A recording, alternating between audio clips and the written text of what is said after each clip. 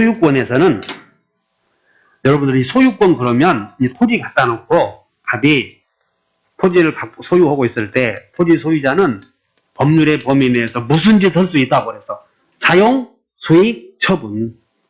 사용, 또 그러면 사용, 수익하는 것을 관리행위, 사용, 수익하는 것을 관리행위, 처분하는 것을 무슨 행위? 처분행위. 그리고 사용, 수익만 합니까? 보존도 합니까? 이걸 보존행위라고 하잖아. 소유자는. 그런데 소유자는 권리 중심으로 되어 있다 보니까 사용, 수익, 처분을 쓰다 이렇게 배운 거예요. 보존행위도 하지. 자, 소유권의 성립 원인은 법률행위로 인한 경우, 법률의 규정에 의한 경우 있는데 법률행위로 인한 부동산 소유권은 등기하여야 한다. 그래서 186조에서 배웠어. 그 다음에 법률의 규정에 의한 소유권 취득 원인에 우리 시험에 여러 가지가 있는데 부합, 부합, 점유 취득시효. 이렇게만 물어봐. 두 개를 공부해야 돼. 부합과 점유 취득시효, 소유권 취득 원인에.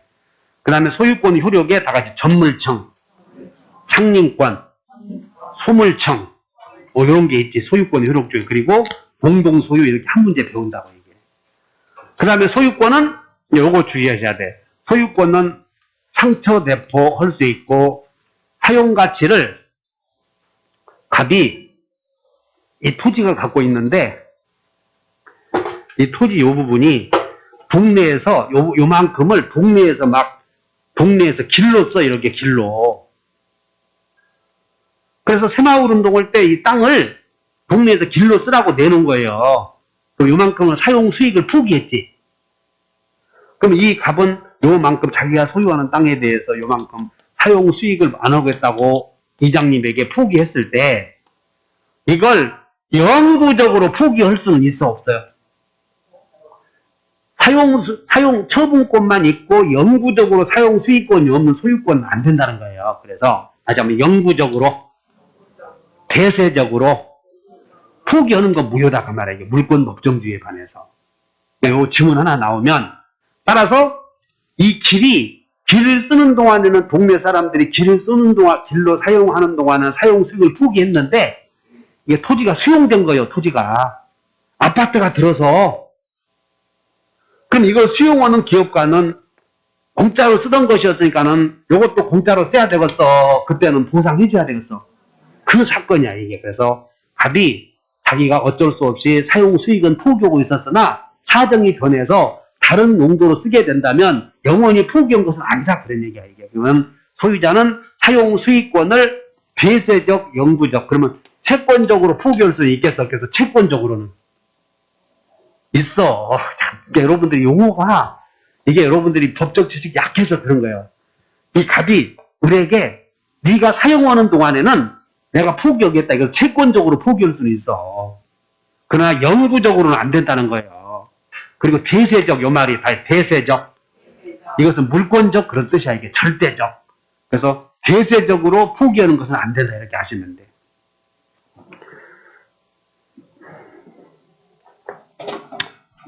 여러분들이 알아듣는 척 하지만 페이지 한번 보자. 이미 여러분들 앞에다가 해놨어. 이 36페이지 한번 보셔. 요약지 36페이지에 맨 밑에 문제 1번 보자. 36페이지 맨 밑에 문제 1번. 다 준비되셨어요? 한번 읽어본다. 소유자가 시작. 소유권의 동그라미 쳐. 대세적으로 이렇게. 대세적으로 유효하게 포기할 수 있다. 맞아 틀려? 틀렸다 그 말이야. 이게 대세적으로 포기한 거 무효다 그 말이야 이게. 그러니까 대세적으로 이 말은 채권 밑줄을 그으셔. 대세적으로 이 말은 또 대세적으로 이 말은 비교되는 게 채권적으로 하면 맞아. 채권적으로 포기할 수 하면 맞고 대세적으로 이 말은 물권적으로 그런 뜻이야. 물권적으로 이렇게 대세적으로 이 말이. 대세적으로 이 말이 무슨 뜻이다? 물권적으로 또는 다른 말로 말하면 절대적으로 이렇게 표현을 해. 절대적으로. 그러니까 그런 거 말에 주의하시면 돼. 자. 그 다음에 이제 59페이지 다시 가서 여러분들 요약집은 이런 건 다 안 써놔버리고 앞에서 언급했으니까 그래서 소유권의 효력 중에 요 상민권을 물어보는 거예요. 전물청은 소유자는 점이 오고 있으니까 전물청 당연히 있지. 근데 요건 빼버리고 소유권자에게만 인정되는 특수한 효력 중에 다 상민권 59페이지 이제 여기 나오는 거예요. 그래서 상민권은 여러분들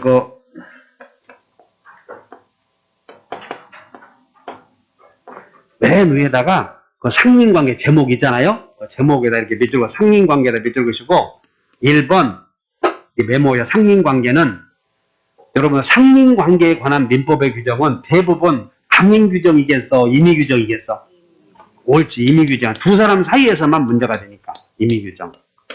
두 번째는 경계에 관한 분쟁이 제일 많이 생기는 게 경계 아니야, 경계. 그래서 경계를 둘러싸고 생기는 분쟁만 좀 아시면 돼. 그래서 경계에 관한 상민관계 이렇게.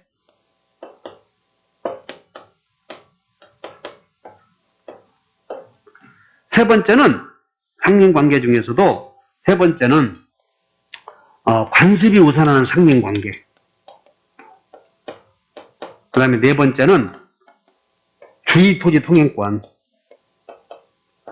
그래서 요 중에서 제일 시험에 많이 나오는 게 주의토지 통행권만 내다 보니까 다른 것들은 나올 가능성이 희박하단 말이야, 이게. 근데 이것이 안 내버리면 다른 걸 낼 수 있으니까 이런 것들은 그냥 상민관계는 주의토지 통행권에 관해서도 다 임의규정이야, 이게. 그렇게 하시면 되고, 경계에 관한 상민관계는 그냥 문제 풀면서 되고, 그 다음에 주의토지 통행권은 바로 문제 있어.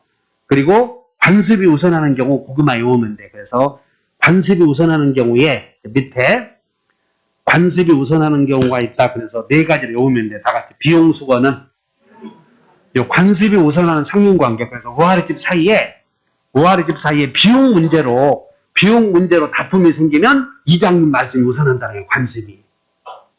근데 이 비용도 물이 맥혔을 때 소통공사 비용, 저수, 배수, 인수를 위한 공작물 설치 비용, 경계표 담에 설치 비용 이런 것들은 관습이 우선하는데 여러분들이 토지 인근에서 여기다 경계표를 설치할 때 여기다가 이제 담을 설치하려고 그래, 경계표를. 그러면 여기에 측량 비용이 들어가, 측량 비용. 측량 비용과 다음에 설치 비용이 들어가거든. 그럼 요거 주의하시면 측량 비용은 관습이 있으면 관습이 우선해. 근데 관습이 없으면 측량 비용은 절반씩이겠어, 면적이 비례하겠어. 그리고 설치 비용은 여기는 절반씩. 두 개만 주의하시면 돼. 그 다음에 하류연안. 여러분들 뭐 이렇게 안양천 막 이런 거 있잖아. 공유하천. 지나가면 목동으로 이렇게 지나가다 보면 공유하천, 그 다음에 검단에서 쭉 법원단지 들어서면서 하천이 있어. 그 하천에 사용할 수 있는 권리 용수권이라고 하는데 그 용수권 이것도 관습이 우선하고 하천에 물을 바꾸는 거 수류 변경. 그 다음에 경계표 담에 설치 비용, 경계선 부근의 건축 거리 이런 것들은 관습이 우선한다 이렇게 보면 돼. 그래서 외워본다. 비용수거는 동그림 비용수거 이렇게. 양가로 1번에 비용, 양가로 2번에 용수권, 양가로 3번에 수류 변경 수, 그 다음에 양가로 4번에 경계선 부근의 건축거리 제한은 관습이 우선한다 이렇게. 그리고 두 번째 주의토지 통행권인데 그 다음에 경계선 부근의 건축거리 그 밑에서 한번 써보셔. 건축거리 여기서 경계에서의 거리, 경계에서의 거리 이거 메모해버려. 경계에서 건물 질 때는 몇 미터? 반 미터. 우물의 지하시설의 설치는 경계로부터 몇 미터 이상의 거리? 2미터 이상의 거리. 그 다음에 내가 옆집을 바라볼 수가 있어. 옆집 보니까 그 인터넷 막 보자면 좀 목욕할 때 옷 좀 입고 오라고. 왜 네가 신경 쓰냐고. 인터넷 보니까 저 자식이 음흉을 해? 그런 거 하나 쳐다보고? 나는 왜 그런 걸 보냐면 법적인 문제로서 내가 이렇게 옆집에서 목욕하는 장면이 보이는 거예요. 그러면서 내가 뭐라고 주장했냐면 임마 네가 옷을 밖에서 입고 다니면 어떡하냐 안 해서 지금 뭔 얘기냐면 여기는 갑이 이제 우리 여자가 이제 옷을 입고 막 돌아다니는 거예요. 홀딱 벗고. 갑이 보니까 좋아, 안 좋아? 좋지. 안 좋아? 또 안 좋다고 그래. 그러면 경계에서 옆에 있는 방의 내부 시설을 볼 때는 2m 내에서 볼 수 있는 사람, 지가 차면 시설을 해야 돼, 지가. 그래, 지가 차면 시설을 해야 되는데 이 사람들이 그래. 인터넷에서 보니까 그래, 참, 아니면 네가 해야 되는 거예요, 법에서는. 갑이 차면 시설을 해야 돼. 은행에 옷 잘 입고 다니라고 해야 돼. 갑이 차면 시설을 해야 돼. 아셔서 법에서는. 그래서 차면 시설은 몇 미터 이내에서, 갑이 2m 이내에서 옆집의 내부를 쳐다볼 수 있을 경우에는 갑이 안 보이게 차면 시설을 해야 되는 거예요. 의리하는 게 아니야. 이해하셨지? 그래, 나는 그런 법적인 문제 때문에 그런 거 보면 관심이 있잖아, 이런 것들을. 여러분들이 이런 거 알게 되면 그런 걸 보는데도 눈이 달라져. 차면 시설은 몇 미터 이내에서. 차이. 그 다음에 여기서 요 갑에 따지고 있고 여기서 우리 있는데 여기는 지하실 공사를 하려고 그래. 지하실이 있는 여기서 아니 지하시설. 지하실 공사. 그러면 이 지하실 공사를 할 텐데 이 공사 깊이가 4m요. 그러면 여기서 거리는 4m니까 깊이의 반 이상의 거리를 지어야 돼. 자, 이제 외워본다. 건방과 오이의 차이는 공사 깊이의 반이다. 이렇게 하나 외워놓고 가버리자고. 공부량을 줄여들고. 그래서 거기에 경계에서의 거리 하나 써놔. 썼나 안 썼나 다. 하진이 너만 쓰면 돼. 그 다음에 이제 한 장 넘겨보면 주로 이건 그냥 이렇게 해놓고 외워부르고 마는 거예요, 이게. 그리고 이제 주로 공부할 때는 시험에 나오는 게 주의토지 통행권이니까. 주의토지 통행권. 지금 우리 상린권은 각과 토지가 붙어있다 이렇게 알고 있어야 돼. 상린권은 붙어있어야 돼. 좀 멀리 떨어져 있어도 돼. 멀리 떨어져 있으면 인접하지 않잖아. 그렇게 한문으로 못 알아듣냐. 다 인접해 있다. 상린권은 인접해 있지 않으면 안 돼. 근데 다 지역권은 떨어져 있어도 돼. 막 지역권은 나의 땅의 편익을 위해서 옆에 땅 이용하면 되니까. 그것과 차이가 있어. 상린권은 주의토지 통행권은 지금 상린권 배우니까, 상린권 중에서 주의토지 통행권 배우니까 갑의 땅과 을의 땅은 붙어 있어야 좀 떨어져 있어도 돼. 그래, 붙어 있으면 해야 된다고. 상린관계니까. 인접한다 그 말이야. 따라서 상호, 인접한, 자 사이의 법률관계를 상린관계라고 그랬지. 그냥 떨어져 있으면 안 돼. 근데 여기는 갑의 토지고 을의 토지인데 여기가 공로인데, 공로. 어느 토지와 공로 사이에 그 토지의 용법에 맞는 통로가 없거나, 그냥 간단해. 성립. 어느 토지와 공로 사이에다가 이제 용법에 맞는 무엇이 없어? 통로가 없거나, 용법에 맞는 통로가 없거나, 통로가 있는데 통로로서 기능을 다 못해. 통로가 있는데 통로로서 쓸모가 없거나, 통로를 더 넓히려고 했더니 비용이 많이 드는 거예요. 다시 한번, 통로가 있어도, 신랑이 있어도 쓸모가 없어. 돈도 못 벌어온다고. 뻘건 것만 보면 술 먹으려고 그러고, 그냥 신랑이 있어도 기능을 다 해버렸다면 신랑이라고 데리고 살아야 돼. 바꿔야 돼. 그래서 다 이제 기능을 다 하거나 돈이 많이 든다 이 말. 통로를 개설하려고 했더니 비용이 많이 들면 그때 주의토지 통행권 인정을 해서 이게 요건이야. 성립 요건. 그러면 이제 이 용법에 맞게 그게 이 토지가 만약 공장이라면 공장에 맞게 뭐 큰 트럭도 다닐 수 있게끔 통로를 개설해야지. 그런데 여기다가 건물을 지었더니, 여러분들 건축법 있잖아. 건축법에 건물 질 때는 이 소방도로도 넣어야 되잖아. 2m 이렇게 넓게. 그래서 건축법 어디 있어? 건축법에 제한 규정이 있다고 해서 거기에 맞게 통로를 개설해야 되는 것은 아니, 건축법은 건축법이고 여기는 민법이에요 지금. 그래서 주의토지 통행권은 건축법의 적용에 따라 통로 넓이를 조절해야 돼. 그럴 필요는 없어. 그 얘기 아니에요. 건축법에 맞게 통로를 맞게 개설해야 되는 건 아니다. 이렇게 하시면 돼. 그 다음에 통행권자는 명의신탁자는 여러분들 명의신탁자 있지? 왜냐하면 중중은 대외적으로 수제기 못해. 그러니까 명의신탁자는 안 돼. 그 다음에 이 땅은 국유지도 돼. 국유지. 주의토지 통행권에.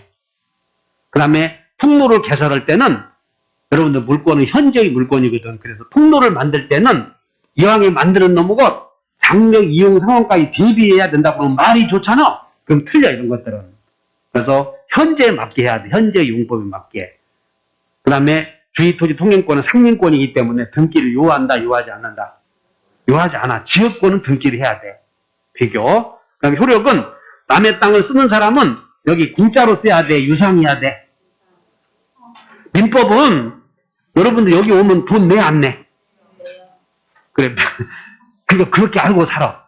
민법은 남의 손만 잡아도 돈 내야 돼. 그래서 그렇게 하시면 다 유상이다.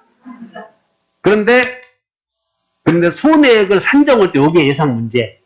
이 갑이 이 땅을 이용할 때 손해배상을 해야 되는데 손해액을 산정할 때는 이게 이 땅이 전이라면 전에 맞게 산정하면 되고 대라면 대에 맞게 지목에 맞게 하면 되지. 이것을 꼭 불호로 평가한다 그러면 틀려 이런 것들이.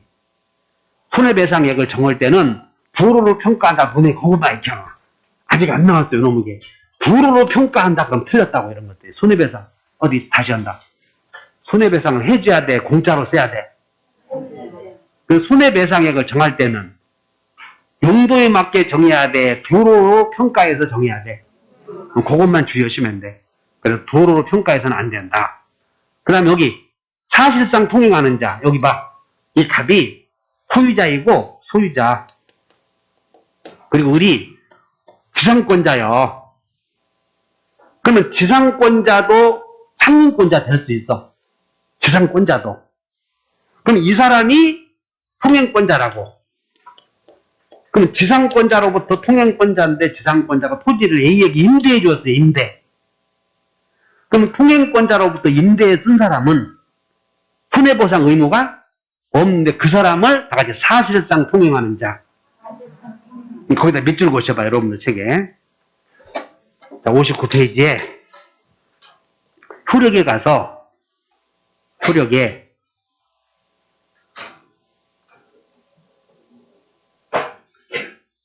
그 2번에 1번 통행권자의 허락을 얻어서 밑줄 그으셔봐. 사실상 통행하는 자 밑줄. 그러니까 여러분들이 눈으로 사실상 통행하는 자와 통행권자와 구별하면 돼. 다시 한번 통행권자. 이거 두고 사실상 통행하는 자하고 비슷비슷하다 하지 말고 그것만 구별해 놓으면 된다고. 손해보상 의무를 지는 사람은 통행권자여 사실상 통행하는 자여. 그렇게 그것도 눈에 익혀놓으라고. 아, 사실상 통행하는 자는 통행권자로부터 허락을 얻어서 다니는 사람이구나 이렇게 생각하면 돼. 통행권자는 소송을 제기한 사람이야. 소송을 제기해서 판결이 떨어진 사람이 통행권자. 그 사람으로부터 토지를 빌려 쓴 사람을 통행권자라고 그래. 사실상 통행하는 자라고 그래. 그런 사람에게는 돈 내라 못 온다 그 말이야. 통행권자가 손해보상 의무가 있다 이렇게 하시면 돼. 그 다음에 이 통행권은 여기 주의하시면 고정 판사가 이 부분을 다녀라고 했을 때 물론 목적에 맞게 여기다 건물 질 수도 있거든. 그러면 갑은 다른 곳으로 옮겨주시오라고 할 수도 있는데 이제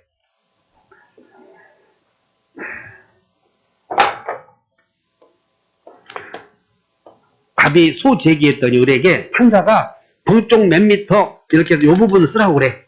판결이 떨어졌어. 그럼 판결이 떨어지면 우리는 이 부분에다 건물 질 수도 있는 거예요, 없는 거예요? 있어. 용 때문에 건물 못 짓는다는 게 말이 안 되잖아. 자기 땅인데. 그래서 이렇게 건물 지면 갑은 다른 곳으로 옮겨주시오 제기할수? 다른 곳으로 옮겨주시오 왔어. 판사가 보고 당신 눈이 좀 안 좋아졌나 봐.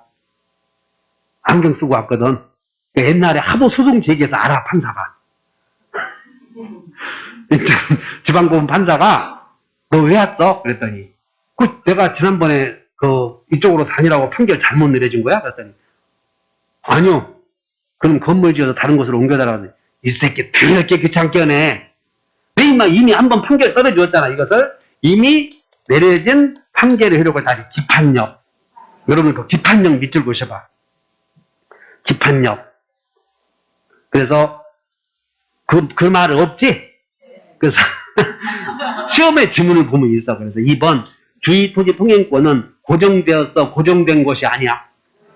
이 말은 다른 것으로 옮겨주죠. 소제기하면 이 새끼 한 번 너한테 이리 다니라고 판결 내려줬잖아.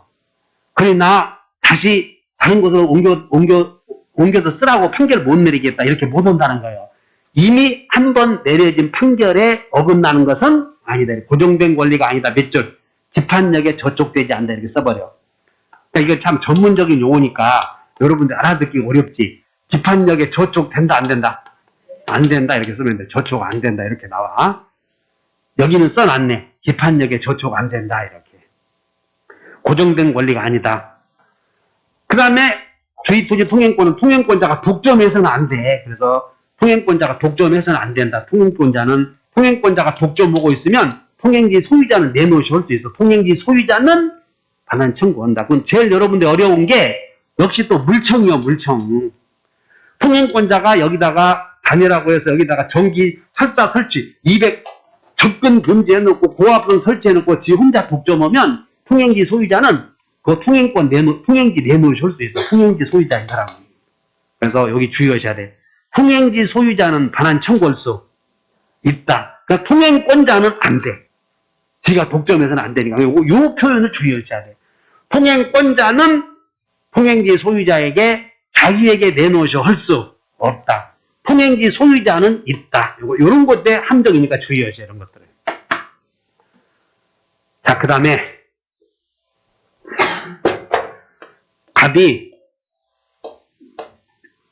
갑에 땅이 있고 여기 을에 땅이 있고요. 공공도로일 때 이 땅이 두 개예요. 두 개. 을의 땅이.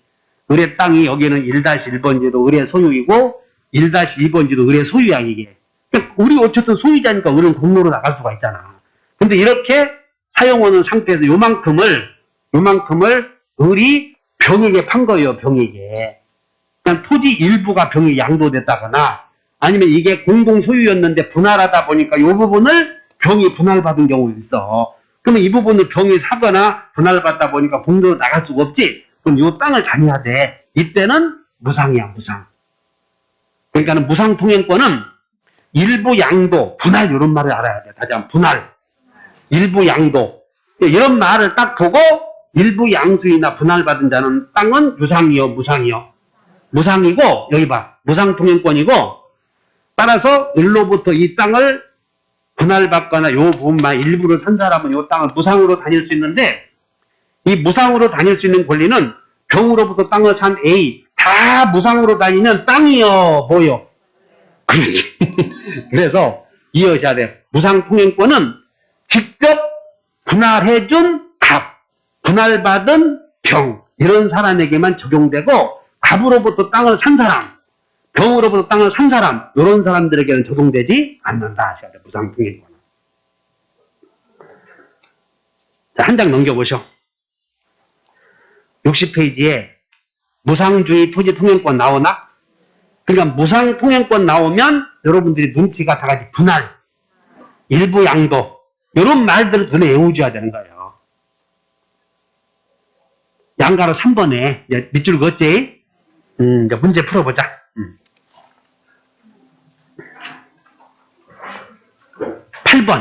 8번 문제.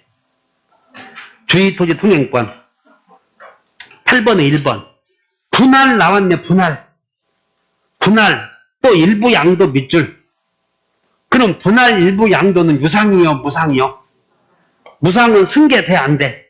특정 승계 안 된다 해버리면 되는 거. 이게, 이렇게 내려고 하는구나 하는 걸 예상하고 가야 돼. 그래서, 분할 및 일부 양도의 경우, 무상통행권에 관한 민법의 규정은 피동행지의 특정 승계인에게는 적용되지 않는다. 이렇게 외워놓으면 탁 돼. 아, 무상은 특정 승계 안 되는구나. 이렇게.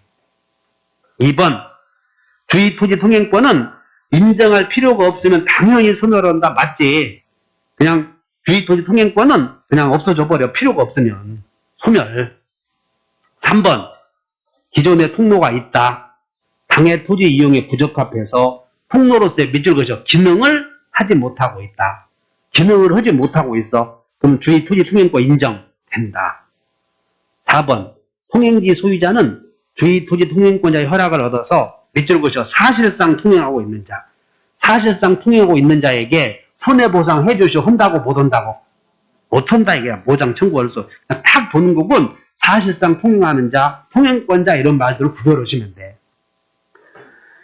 그 다음에 5번, 주의토지통행권이 인정되는 도로의 폭과 면적을 정함에 있어서는 건축법 나왔네. 건축법에 맞게 통로의 범위를 정해야 돼. 그럴 필요 없어.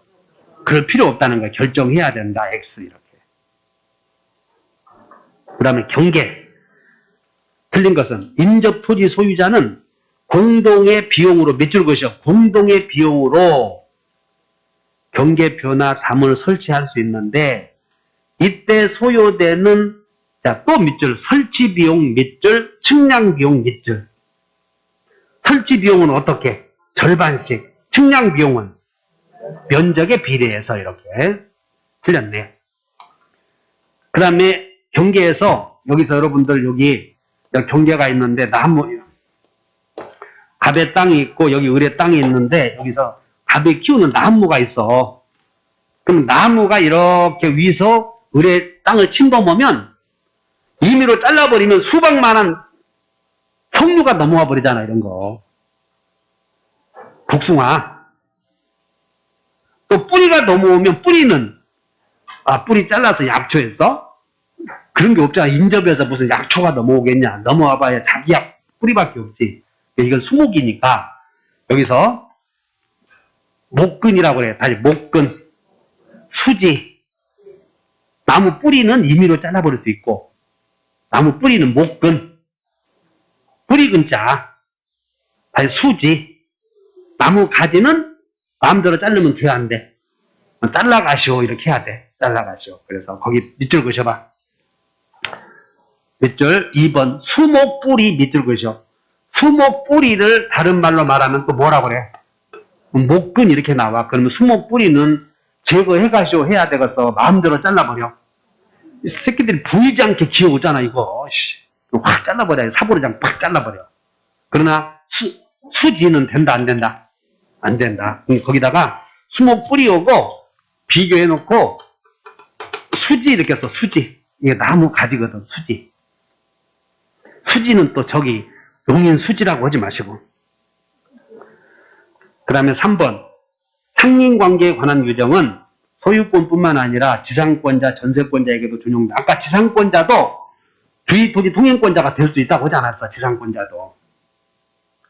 그 다음에 4번 건물을 축조하면은 경계로부터 반 미터 이상의 거리를 두어야 하는데 착수 후 밑줄 그으셔. 1년이 경과하거나 완공이 되어버리면 뒤에 건물을 뒤에 철거를 청구할 수는 없다. 밑줄 그으셔. 반 미터 이상의 거리를 둬야 되는데 완공이 되면 이제는 그 되기 전에 해야 될 거 아니야. 완공되었는데 철거하라 그러면 난감하지. 그때는 손해배상만 청구하는 거예요. 손해배상만. 그 다음에 5번 토지 소유자는 경계나 그 근방에서 담 또는 건물을 축조하거나 수선하기 위해서 필요한 범위 내에서 이 토지를 그 밑줄 그으셔. 사용을 청구 동그라미 쳐. 청구. 그런데 우리 시험에 사용을 청구를 빼고 사용할 수 있다 이렇게 내버린 적이 있었어. 필요한 범위 내에서 이 토지를 막 들어가 사용을 하도록 청구해. 그렇게 해야지 사용할 수 있다 그러면 틀려. 그런 표현들 번역해서 주의하시면 돼. 그래서 사용을 이쪽 것이 봐. 사용을 지금부터 가로를 가로 열고 청구 이렇게 닫고 오면 딱 맞아요. 이렇게. 그래서 이렇게 해야지 사용을 할 수 있다 그러면 틀려. 사용을 할 수 있다 이런 표현이. 자, 여기까지 해서 또 쉬었다 합시다.